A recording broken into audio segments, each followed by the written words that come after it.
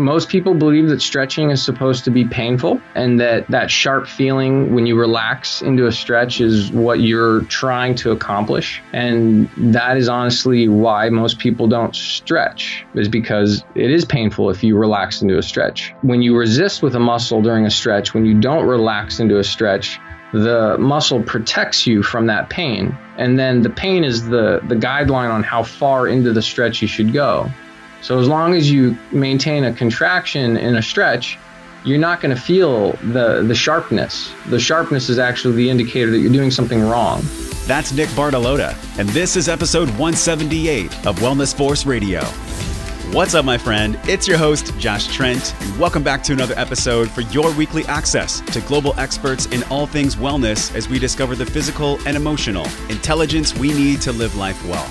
In this episode, we're standing tall with our best of the best conversations with Nick Bartolotta. Number 113, this is our hashtag Stand Tall series with our partner IntelliSkin, creators of smart compression, human technology that pulls your shoulders back throughout the day. I cannot wait, by the way, for Dr. Tim Brown and Nick Bartolotta to do a podcast together. I'm just counting down the days till I can release that to Wellness Force Radio. I mean, talk about next level conversations for physical intelligence. And you're in for one of those today, where Nick B teaches us about stretching, biotensegrity, and human movement. And why this is so intriguing to me, and I know you're going to love this too, is because what most people don't know is that our body actually has a second heart. It's on the back of our legs, and it helps us with venous return, pushing blood back to our heart when we're walking, moving, or doing anything at all that pumps our blood. And today on the podcast, we're learning about a training technique for our body called DCT, or dynamic contraction technique, from our friend, licensed physical therapist, and founder of the National Resistance Stretching Association. We're diving into brand new topics like flexibility versus flexability, how to properly train our muscles using eccentric loading, why Nick believes from working with thousands of clients and some of the top stars in the National Basketball Association that we all have this second heart in our lower extremities, and what stretching does for this second heart, what it can do for our overall movement quality and wellness. If you've ever had an injury or circulation issue that sidelined you on the wellness journey, or if you've been looking for a way to build up proper range of motion without compensating your joints, this is going to be a powerful episode for you. Be sure to listen until the end of the show, where Nick discusses how to train flexibility using his invention, the ProFlex and RollFlex. And listen as he uncovers the most common mistakes that people make when training flexibility in new exercise programs. And also, he answers the timeless question that so many pros, for some reason, still are arguing back and forth about: when exactly is the best time to stretch? Now, Nick's answer is going to surprise you. So let's step in to this conversation with Nick Bartolotta.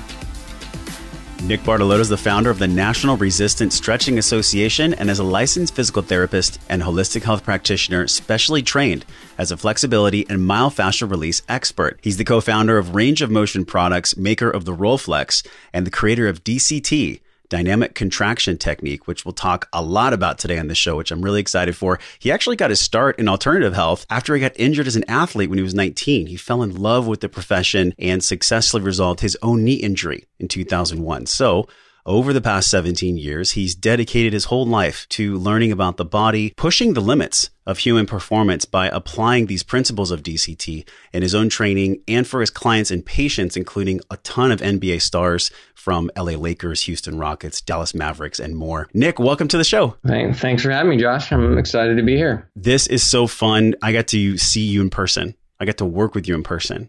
And the connection between you and I runs deep. This message is so powerful about resistant stretching. I think it's something that I had a lack of clarity on. And if I had a lack of clarity on it, I know that the audience and most people in wellness have probably a lack of clarity too. So what a powerful topic to discuss today. I want to go back to my time at the Wave House. It was like 10 plus years ago. You were building your business back then. You were studying DCT. You had founded it. You were working with your mentors at that time. Looking back, what was it like to be at Mission Beach and having conversations, not exactly sure where you were going to go? Take us back to the beginning of your origin story, this really cool superhero story, to the very beginning when you actually founded DCT. It started, as you said, in college. I was a gymnast my whole life, became a springboard diver in high school. I'm fairly tall for a gymnast, so I ended up being much more talented at diving and got a scholarship to UC Berkeley. And very quickly, end of my freshman year, was sidelined by what they call Chondromalacia Patella, which is just, I had basically worn the cartilage down to the bone. The pain was so sharp that when I would go to step at the end of the board, it would feel like someone was twisting a knife into my knee, and my leg would buckle. So the real origins were the doctors, being very frank with me and saying that if I couldn't handle the pain, that I should pick a different sport, and that in 25 years, I was told I would need a knee replacement.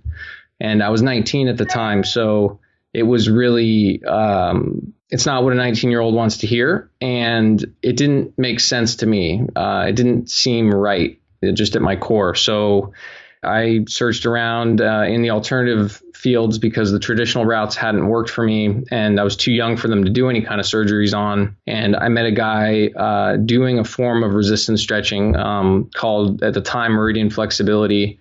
And his name's Bob Cooley, and his book, actually, I got to be part of the innovative process of him writing his first book on resistance stretching. And I mentored under him for about a year and a half, realized that there were some gaps in the science that I wanted answers to. I would ask very simple questions about what muscle tension is and why we're tight. And I couldn't get a direct answer from him or from my therapist at the time. And so I realized that when I started doing my research online that, a lot of these things in physiology and exercise science, they're called theories. Like you have muscle sliding filament theory, and we take them as scientific fact. And yet the reality is that it's just the smartest person in the field's best idea of what's going on. Mm-hmm. And that was a pretty big revelation to me, because most of us are brought up to believe that the doctors are speaking in facts, in absolutes, in what is true and what is absolutely, a physical certainty. And what I came to learn, because through working with Bob initially, we were able to fix my knee completely. First of all, within 2 months, like I went home for a summer. And this is after the physician said, there's no way you could heal this. There's nothing you can do. That is after MRIs showed that the left side of my knee was ground down to the bone. And absolutely, the doctors were telling me that there was absolutely no recourse and no solution. And the physical therapists were confirming that. And so when I got the first stretch, the first time I worked with my original teacher, he did one stretch with me.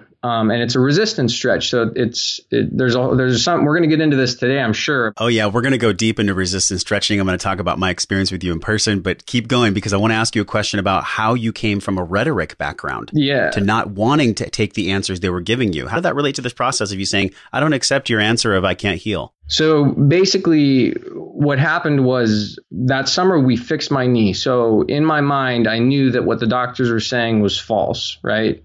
I didn't understand yet what that meant exactly, but I was in college and I was, like you said, I was a rhetoric major. And what that means for the layperson is usually people who go into rhetoric at Berkeley become lawyers. My family's a bunch of lawyers. I was heading towards law myself. There are 3 different tracks of the rhetoric major. There was the law, there was philosophy, and then there was this other track called narrative and the image. And what that was about was learning to use language to basically write a paper in which you propose a theory and you subvert somebody's understanding or ideology or their belief system. And after they finish reading your paper, they have no way of going back to their previous belief system. So that part of my rhetoric major is what led me to use the therapy techniques, because it was the exact same process. When I started working with clients initially, they would come in with certain beliefs about what stretching was, what tension was, what a stretch was supposed to feel like.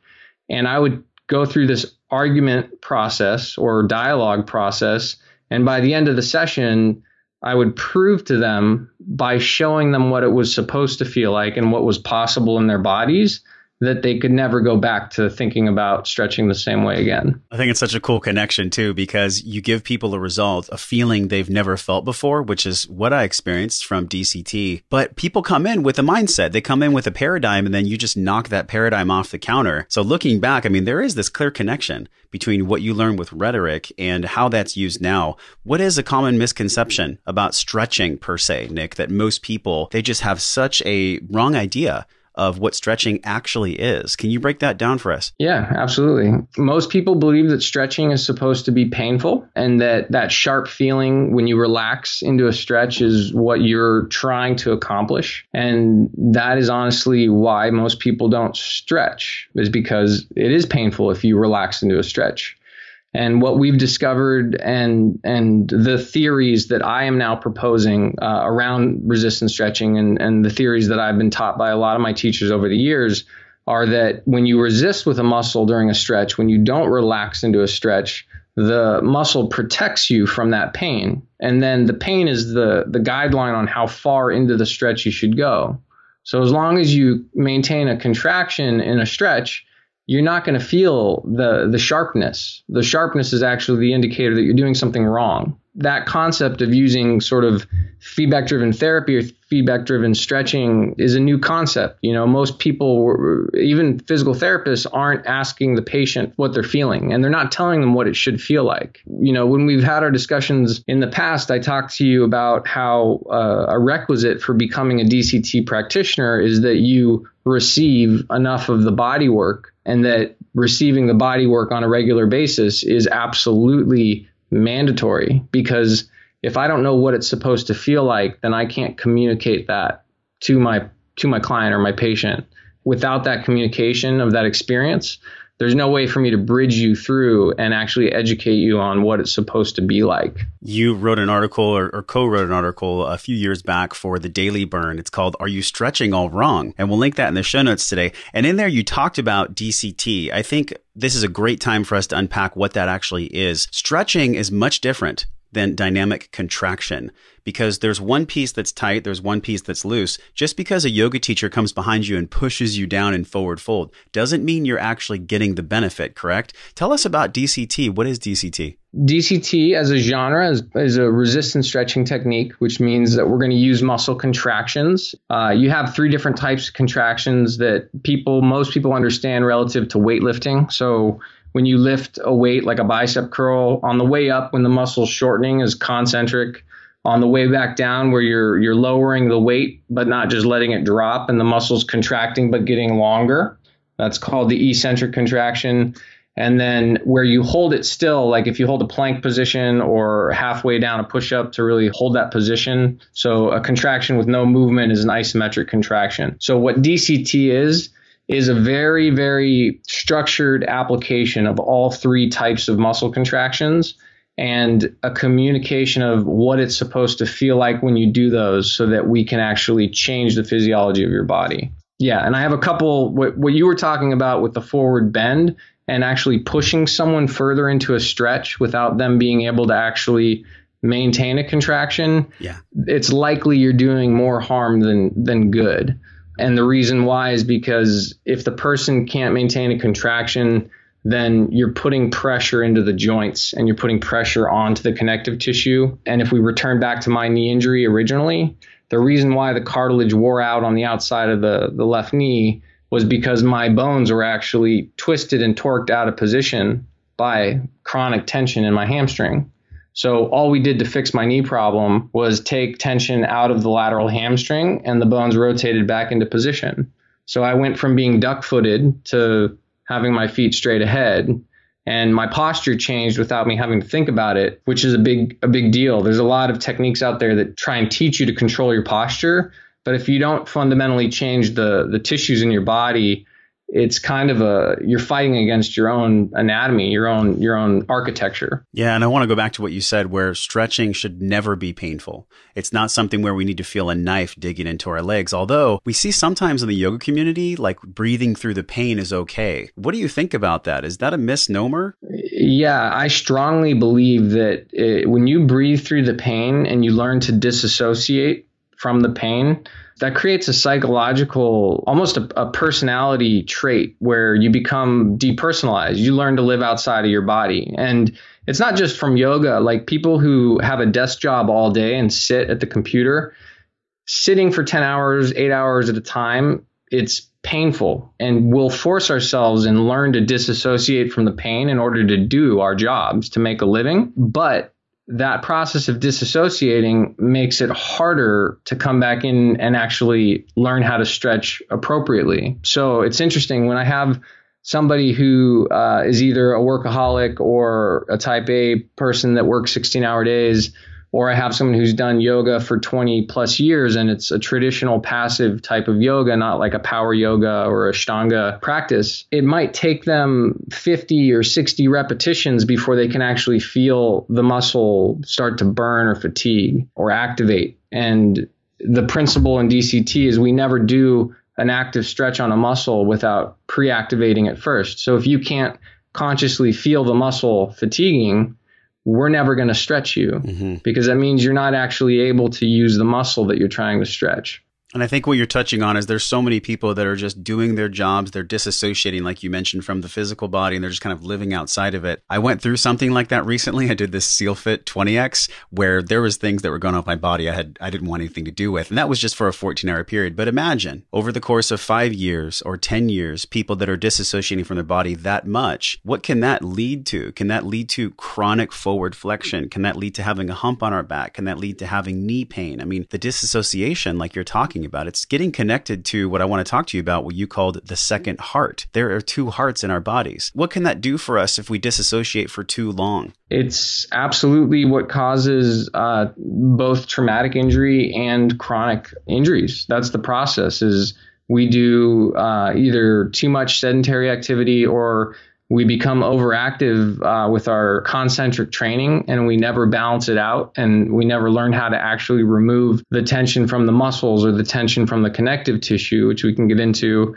And that leads to traumatic injuries. So when I work with professional athletes, the reason why DCT and the myofascial release techniques that I use are so effective is because these guys have been, and women have been pulling so much concentric strength and tension into their body, but so few techniques emphasize an eccentric load to release tension that they get a huge, huge shift in how they feel in their bodies, even after one treatment. Yeah. And so when we work together, I told you that after the session, you should feel profoundly different in your body. If you didn't, then there was either I didn't do my job correctly or there's something else that your body needed. And that's when I refer out to other modalities. Yeah, I actually want to talk to you about that because I did a DCT session. We did some shihatsu, which is where your feet are actually kind of rolling the tissue, getting it ready for the DCT. When I left, I was driving away in the car. I felt high.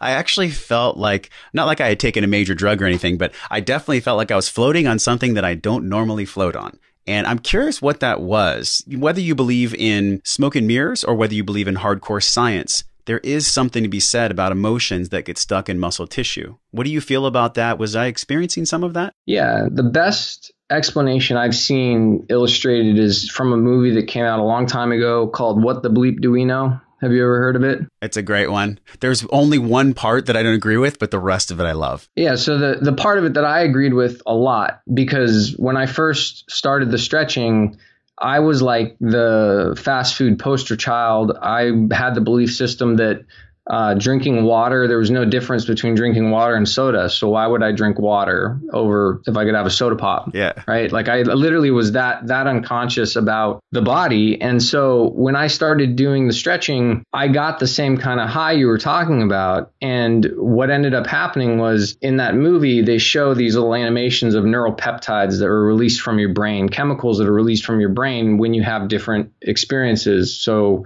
anger sends chemicals down into your tissues, happiness, joy, all these things have a chemical release. And you can get addicted to those chemicals the same way you can a narcotic or a drug. Yeah. And so what I took away from it was that the experience of that euphoric kind of high that you felt is literally your brain dumping neuropeptides into the tissues that you hadn't felt before. And it's always, the first session is always my favorite with people because it is like a revelation. Like you come out of the experience, and most people have never done anything remotely similar to that type of training. It's just not in the educational system yet. Like I had a lot of difficulty in graduate school for my physical therapy license with my professors because my theories were not in the textbooks yet. And in 10 years, 15 years, I can guarantee you that they're going to be taken as self-evident, as obvious common knowledge, like that eccentric loading is and must be done to keep balance between this idea of tensegrity, or balance between strength and flexibility that we talked about in our session. Let's talk about that. The tensegrity, everything kind of goes into one another like a honeycomb or a spider web. This concept of biotensegrity, it was actually tensegrity was conceived by Buckminster Fuller. He's the one that coined the term. Tell us about that. I mean, why does everything kind of rope into one another? And does literally our foot possibly contribute to our shoulder pain? Do they all work together? Yeah, absolutely. And you saw me glancing around. I have a model which isn't in my office at the moment, but a tensegrity model. There's a kid's toy that attaches sticks with rubber bands, basically, and the way there's like 7 or 8 sticks that are, and this is Buckminster Fuller's concept, is that you can have rigid structures attached by ropes or cables, and those structures won't be pulled into one another if the tension on the ropes is balanced correctly. So those sticks, like our body, it's called a closed system of tension. The sticks will be held away from one another, but all the ropes are pulling in. So it's very counterintuitive. But when you see one of these simple kids' toys, and I'm tempted to like run out and find this structure to show you, but when you pull and twist one side of the toy, the whole system gets pulled and torqued because it's, like I said, a closed system of tension. Yeah. So when you go and see a myofascial specialist, like someone who does Rolfing, or structural integration, or even just someone who does deep tissue massage, they can absolutely work the bottom of your foot and it'll help relieve tension headaches. Because there's the guy, Tom Myers, in my mind, has created the most comprehensive book or understanding of fascial lines, and he calls them anatomy trains. And his book has these images of the fascial lines, and you can see how the bottom of the foot is completely attached to the back of the head. And looking at fascia, I mean, it's literally spider webs stacked upon spider webs that connect every single tissue in our body to every other tissue. Like there's no separation, correct? That's correct. And the most unique thing about DCT versus other forms of resistance stretching is that I've taken the time to differentiate between 2 different systems of tension in the body. So we have stretches like yoga stretches that affect the fascia or the connective tissue by the way that they position the body into these postures that pull on the whole, what I like to call the wetsuit, right? The full body sheet of fascia. And then we have stretches that specifically go after the local muscle tension inside the muscles. And so yes and no, it is all connected. And then there's also the individual muscles that are going to be affecting the joints. And when we teach you how to understand the difference between being tight fascially or being tight in your muscles, you can start to understand how to actually self-treat and how to mitigate tension as it's forming in your body. I want to go back too, because there's a different piece. There is the fascial tension. There's the muscle tension. They're very different. But when we look at the body as this completely comprehensive system, you wrote an article that I loved. It was called Stretching Your Second Heart. And there's a quote here: with this understanding of how tension in the body can affect blood circulation, you can turn your attention towards what it takes to mitigate problems and injuries. Key injuries that happen, by the way, from maybe having too much fascial and or muscle tension, but they're separate. I'm curious if you can tell us about this connection between the lower calf, the soleus, the gastrocnemius, and why this is what some people believe to be our second heart. How does that relate to DCT? This is a principle that we learned in PT school. The calf or the lower leg is so vascularized, which means it's so full of capillary beds and veins that when we walk, they call it cardiovascular training, because when you exercise, your muscles, they contract, and that pumps and squeezes on the veins and pushes blood back to the heart. So when you walk or jog or run, the soleus, which is one of the deepest muscles in your lower leg and the calf, every time you take a step, it's pumping blood out of the legs and back to your heart. So when older people or the geriatric population, when you sit for too many hours in the day, your legs will swell up and you'll get edema, as they call it, because you're not moving the blood out of the lower leg. So one of the most simple ways to get rid of edema is you simply have the person pump their ankles every once in a while, and that helps circulate the blood, and that helps pump the second heart. But the second heart, the soleus, essentially, if it's so restricted with fascial tension or muscle tension, it's not going to be able to pump. It's like a sponge. If you squeeze a sponge, it'll stay dry and water won't penetrate, right? So if you have so much tension that muscle is staying tight and squeezed, blood can't circulate through it. So when we do resistance stretching, we address the fascia on top of it, and then we actually get the muscle to resist against itself from the inside out. And it rips apart adhesions, and then it lets that sponge fill up with blood. And then when you go out and run, now all of a sudden you can actually circulate the blood again. I think this is a key piece to focus on too. This is the real, in my opinion, and in my own personal experience, differentiation of DCT with just stretching. DCT goes in, it releases the adhesions, it releases all the things that are tensioned improperly. And then, only then, once you've loosened up what you need to loosen, does it stretch the correct musculature. Is that what we're understanding through DCT? Yeah, and I do want to say it's resistance stretching as a whole. So there's the reason why I formed the National Resistance Stretching Association is because a lot of the students and people that I was learning with from Bob way back, in 2000, 2001, we all kind of branched out, and everybody took this concept of using resistance while you stretch, and they created systems that are all incredibly viable and valuable. And so I wanted to create an umbrella organization where everybody in this genre could come together and could host courses, and where you could learn about the different techniques that are out there, because I don't have DCT practitioners in every state, but there are Kihara practitioners or M11 practitioners, or we're all over the country. It's just we might not all be doing DCT, but we're working with these concepts of resistance stretching. So I want to be a little bit careful not to make people feel like if they're listening to your show in the middle of the country and we don't have a DCT practitioner out there, check in with the resistancestretching.com hub and find out who is near you, because the concepts are very similar. Yeah. It's just in DCT, I've done a lot of the legwork and jumped through a lot of the hoops to learn the science and create information that helps people bridge or understand what's going on really, really clearly. So coffee is great, but what do you do if you've hit a daily limit for your caffeine and you still require more energy to meet the demands and responsibilities in front of you? Over the past 2 years, I've personally been doing an N=1 experiment while studying what supplements work to yield energy and balance in my wellness without a bunch of stimulants. That's why I'm excited to talk to you about Perfect Acai Revive, this energy boosting blend of acai berry, cordyceps, rhodiola rosea, and grape extract, which work together synergistically to increase endurance, athletic performance, and boost cognitive function. This Perfect Acai Revive is a 4-in-1 upgrade in one perfect blend of organic, pesticide-free, real food supplementation that delivers sustained energy and focus throughout the day without those jitters and the caffeine crash. Pick up your 4-in-1 supplement. Make it easier to get the energy you need for your busy day by clicking over to perfectsupplements.com/wellnessforce. Grab your Acai Revive. Make sure to enter code wellnessforce to get 10% off your entire order.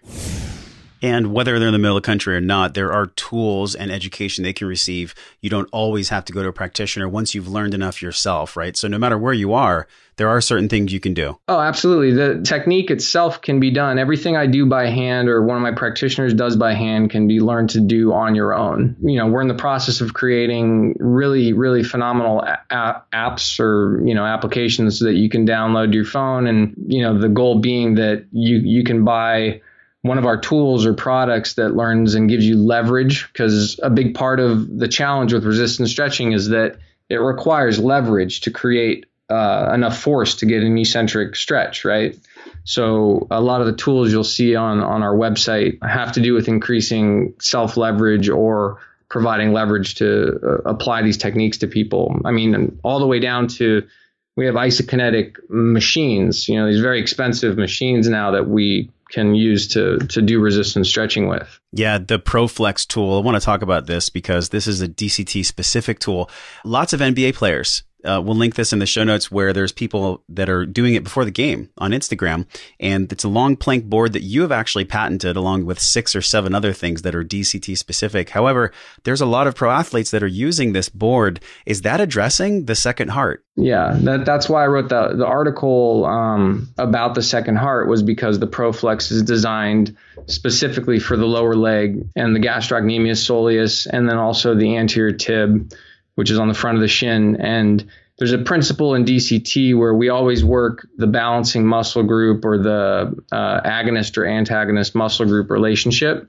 The reason has to do with the joint mechanics and keeping the joint as healthy as possible, so that you not only make the muscle tissue healthier, but you make the joints work better. So that's why when you stand up after a 5-minute protocol, your legs feel lighter and looser, and you feel that high because we've made it so that blood circulates through tissue that hasn't had oxygen or nutrients in a long time. Yeah. But then you also can do a functional movement like a squat, and all of a sudden you can squat deeper because your ankle can bend further.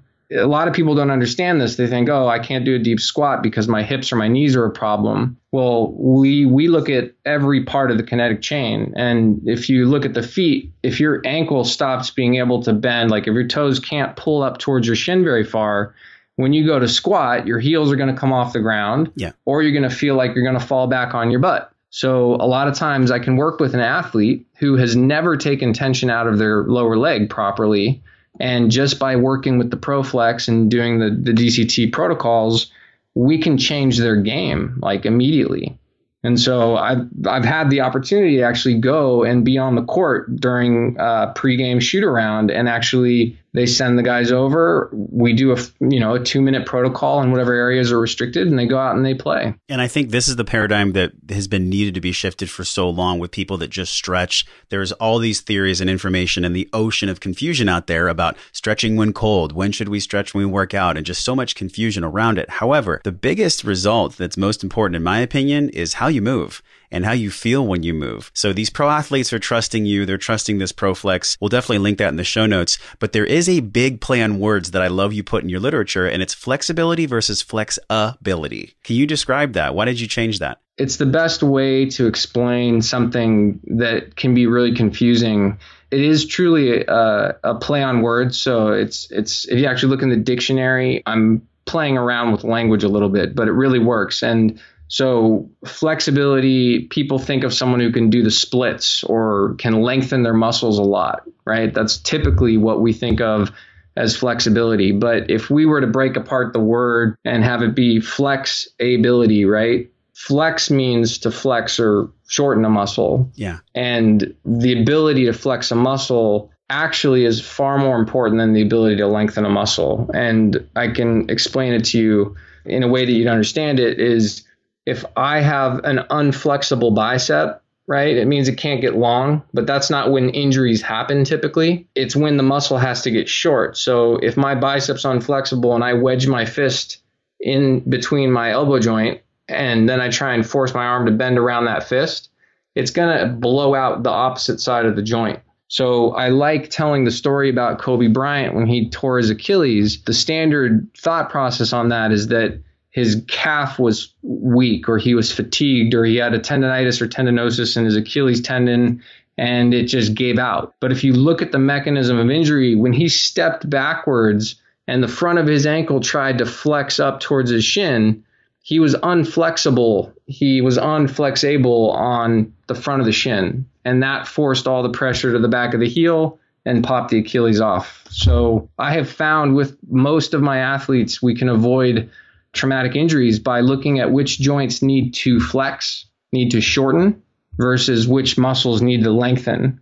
And we get far more results when we do that. So then what actually causes the knot? Because what I'm hearing from you is flexibility. But along with that, isn't there a tertiary point of someone having a knot? I mean, what creates knots? Yeah. Again, my theory, and if you were to ask that question to any doctor or therapist, you'll get a circular answer, which is really funny to me. So I would ask, hey, why am I so tight? And they'd say, you've got muscle tension in your muscles. And I'd say, okay, yeah, so what exactly is muscle tension? And they'd say, oh, it's knots. It's knots in the muscle. And I'd say, okay, well, what's a knot? And they'd say, yeah, well, it's muscle tension. And I was like, that is not explaining to me what it is. And in order to understand how to fix something, you need to understand what it is first, in my opinion, right? Yeah. So my theory, again, on what a knot is inside each muscle, you have these fibers that are made up of chain links all in a row. And I don't know, I try and keep it really simple, but these chain links are called sarcomeres. And when you contract a muscle, all these chain links, there's sometimes 50,000 of them in a series inside a muscle fiber that have to slide together, little link by little link. And that's how you contract and shorten a muscle, right? So what I believe is going on is there's a dysfunction or something that causes that link to bind or fuse. So you don't get the sliding action of that one microscopic fiber. Now, they're very tiny. They're small chain links. So you don't notice a problem for 5 years, 10 years, 15 years. It really doesn't become a chronic tension issue until you're about to get a traumatic injury. Mm-hmm. So by the time when you blow the disc out in your back, when you herniate or rupture a disc, that doesn't happen to 10-year-olds, 12-year-olds, 15-year-olds, right? It doesn't even happen to usually 20-year-olds unless in certain cases there's severe situations where it does happen. Yeah. But when you've put 10, 20, 30 years of sitting into your life where you've played an explosive sport that's pulled tension into the front of your hips, your hip flexors, you blow your back out when you do something as simple as bending down to pick up a Kleenex or your shoe. This is so funny. I remember working at a gym. One of my clients was like, I hurt my back reaching for a shampoo bottle in the shower. That's right. And I was like, no, that's not when you hurt it. It was probably something you did quite before. And you're saying the same thing. It's exactly when you hurt it. And I call it a hammer, like in some of my videos, like here it's my fist blocking the elbow joint. And you can see if I force it, it's going to blow the elbow out. Yeah. In one of my analogies, I talk about a door, and if you put a hammer in a door hinge and then you open the door or close the hinge around the hammer, it rips the hinge out of the door. Yeah. This is a mechanical fact. You can try this on your door at home if you want to ruin your door. So when your client or friend reached to grab that shampoo bottle, that hammer was wedged in the front of the hips, and the joint on the opposite side that's going to blow out is the lower back. So we teach principles of what I like to call mitigating tension, tension mitigation practices. And these are lifestyle habits, like as simple as getting up every 30 minutes and doing a hip flexor stretch if you've been at your desk for that long. If you're going to work an 8-hour day, some people will tell you should get up every 20 minutes. But I believe with DCT and resistance stretching techniques that if you get up and don't just walk around, but you do a 1 minute or 2 minute DCT stretch for your hip flexors, you can sit for 45 minutes to an hour to an hour and a half without causing damage to your body. But you need to be associated enough. You can't be disassociated from your body. You have to be able to understand when you're starting to build that tension. I've gotten to a point with having done this work for so long and so many years that I can feel when I need to crack my knuckles or pop my shoulders or do self-chiropractic type of movements. I can feel when I need to go and stretch.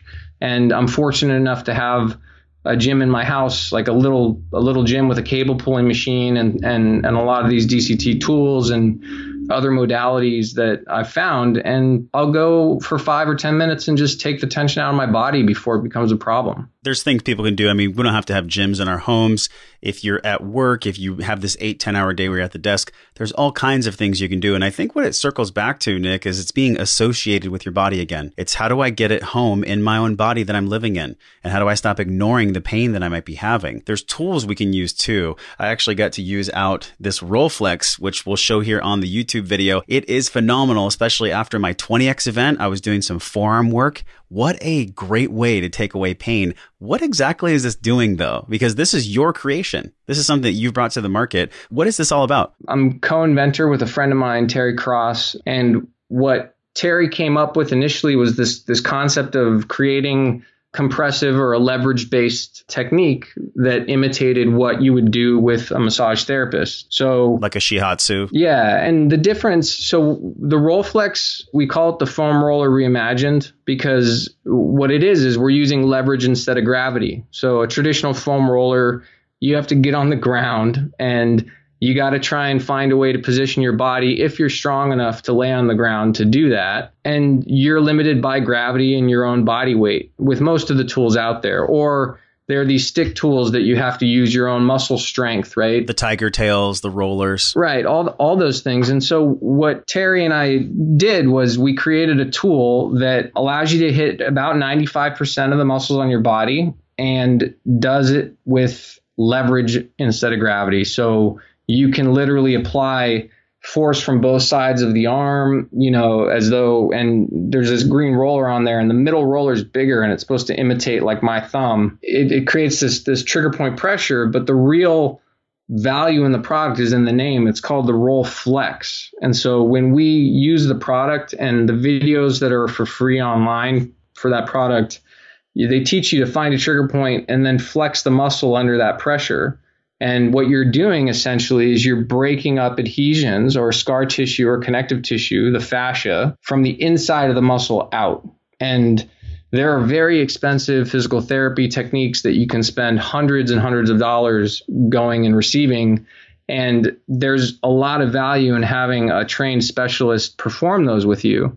But what we've tried to do is explain to people that going once a week or 3 times a week to physical therapy is good. Learning how to do certain things on your own every day, a couple times a day, is how you're going to really change your body. Drop the mic. We're done with the interview. That was it. No, I'm just joking. That was such a powerful sentence. That's what this whole mission is all about. It's trying to give people tools so they can live life well. And this is a tool. What you're talking about is a tool. I want to talk to you about the last section of our show. This is where we get to know you a lot more. You've been really gracious, man. You've told us so much about you. It's been so educational. There's probably going to be about 50 links in our show notes today. But this is the last round of the show. It's 7 fast questions for 7 of Nick's answers. Are you ready? I'm ready. Okay. The first question around mistakes. When people go into a new workout program, when they're diving into a new exercise piece, what's the typical thing that they make a mistake on? I'd say not doing a dynamic warm-up. People tend to think they're indestructible, and they tend to do workouts where they either passively stretch for a couple minutes, but your best results are going to be doing a dynamic warm-up, doing something that has either big ranges of motion or movements that are controlled, that open up the joints and prepare your body for work.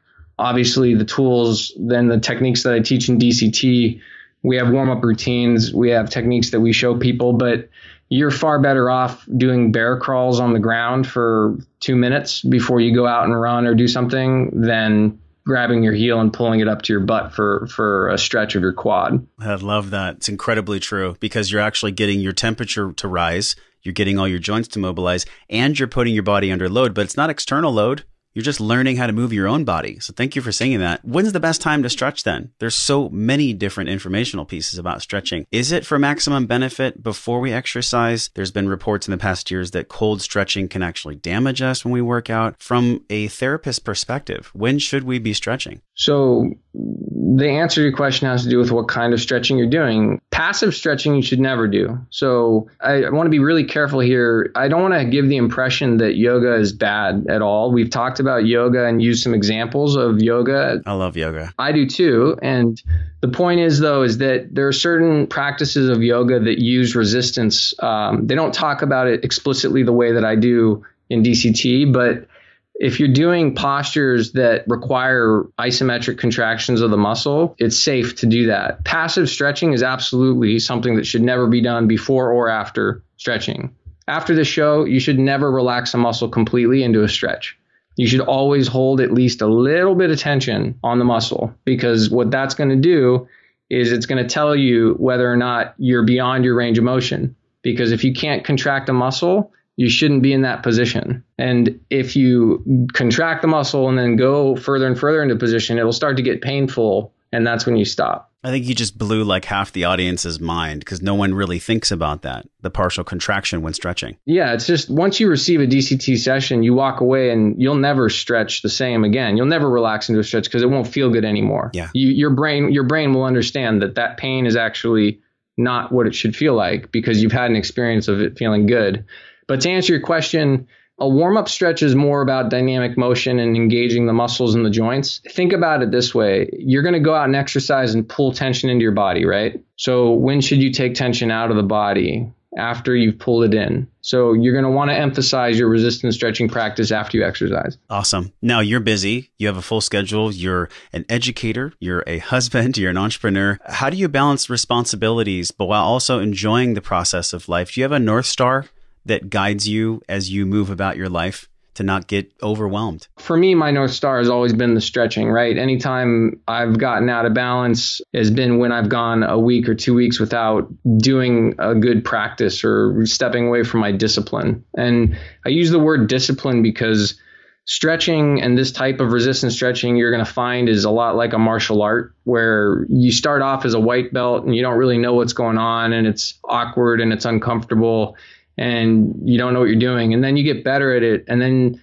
after 4 years, 3 to 4 years, you're pretty darn good. And then 7 years in, you're a master. I mean, you're a black belt. You've done the work.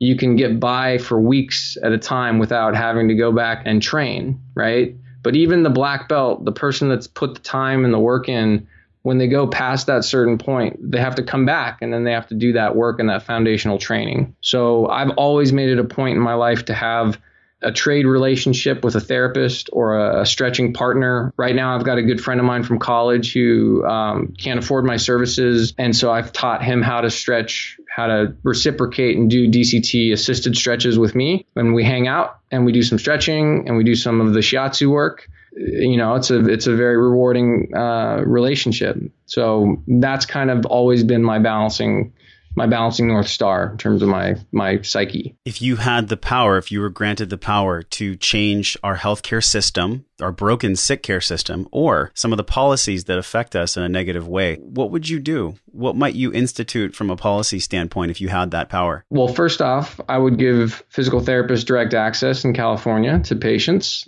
A lot of times the process of injury gets worse when you have to wait 3 weeks to get your doctor to prescribe you treatment. And then in the state of California, a physical therapist is technically not allowed to work on any part of the body that's not written explicitly on the prescription, which intuitively, if you understand, a doctor's role is not to be an expert in body mechanics and understand the mechanism of injury. So if I know that I need to work your foot or ankle to fix your shoulder, I can't technically legally do that in the state of California as a physical therapist unless the doctor explicitly writes it. So that's why I have and maintain a holistic health license as a massage therapist. And I do my therapy sessions as a holistic health practitioner. So my PT license has been incredibly important for me to jump through the hoops and have the credibility with the doctors and in the medical profession and do business with the medical profession. But something that needs to be fixed is physical therapists and or body workers in general, massage therapists, or even personal trainers that work in manual resistance training should be the first line of defense. If you go and we up the education standards for those disciplines, they should be able to be trained in how to identify if you have, if you're not getting results, then we refer you out to a doctor that checks you for cancer, right? Yeah. Like it's not that complicated. Yeah, I liked how you said the first line of defense too, because there's clues that are always appearing, but we have to open our eyes to be able to see them. But the clues are always going to be there. Now, when you get stressed out, I'm sure you have times in your life where everything's not just roses and perfect. Do you have mantras or do you have a self-narrative that pulls you away from negative thoughts? I've learned this from my dad. Every morning, my dad wakes up and he looks at himself in the mirror and he says, "Vince, you handsome devil, you, don't you ever die." It's like his daily mantra. And I've seen him go through about a cancer and go through full remission. And every day he does that. And so, every day I just affirm that everything's okay and I'm doing what I'm supposed to be doing. And I just remind myself that if I can go out and I can change one person's perspective, every day I can have a conversation and I can invest enough into that conversation to let that person know they're being heard and that I care enough about them to give them some information, that they don't necessarily have to pay for, then I feel like I'm affirming what I do. Man, such a great answer. I did not expect that. And we'll definitely give your dad credit for that mirror work. That is awesome mirror work, man. Yeah. I'm curious for you, in this stage of your life, you've created this incredible DCT program and all these things you're working on in the past 17 years. What is wellness to you now? You know, in your life, in this moment, and what you're looking ahead to creating, what is wellness to you? It's a combination of Western and Eastern practices. It's the blending of the far esoteric with the Western traditional modalities. There's too many people that are polarized, and where resistance stretching kind of comes in is, you know, I've played on the far end of each spectrum. You know, I went far Western training with my PT license. I went far Eastern alternative with my training originally with Bob Cooley, and you know, I met in the middle, and I think bridging the gap so that we can realize that there's never going to be a shortage of work for doctors and surgeons that need to do appropriate surgeries. I want to tell you that I am absolutely not anti-surgery. Like when someone comes in and they have an architectural problem in their joint that I cannot stretch the tissues around that and fix, I refer them immediately to go get an MRI or an X-ray. And if it's going to take 6 weeks to get that, I suggest that they just cough up the $400 and pay cash for it instead of trying to get their insurance to pay $2,000 or $4,000. Get the information as quickly as possible and find out if there is an architectural problem, because if there is, you need surgery. There's so many people that think that it's one or the other, and it's not. And bridging and communicating and bringing the two sides together is where the magic's going to happen in the next era. And I think what you're talking about is this blending of naturopathic medicine with traditional medicine. And there is a point for surgery. Like, we have to have this because emergencies happen. Bad things happen. It's how probably a lot of people could have been healed if they would allow themselves to just take a medication when they were sick. But there are some people out there with a mindset where they're so holistic and they're so pure that they don't even want to go there. I think that anytime we're leaning too far into one camp and not just being aware enough to look at both, we get in trouble, man. So thank you so much for being on the show today, sharing your gifts with us. Is there a specific place people can go to learn more about doing DCT at home, learning more about contraction stretching, and understanding how this relates to their condition if they're having pain at work or at home? Absolutely. DCT for Health, the number 4, is my homepage. And there's a keynote speech called Optimizing Flexibility, where I think I distill down a lot of these concepts. And then resistancestretching.com, the site is being built as we speak. So you're going to be seeing changes in online courses. And all of our NRSA endorsed educators will be getting their bios up there within the next couple months. And then obviously, the products can all be seen from those homepages. But the Rollflex, which you showed, is iRollflex.com. And that product alone is the first of 3 major components to what I believe healthcare is about. And that's myofascial release. So that's the massage, the tissue work, resistance stretching, and then activation. So you cannot get well unless you're going to go out and do the activity that you want to be good at. And I draw that from some lectures that I do with Gary Vitti, who's become a great friend and was the head trainer for the Lakers for 33 years.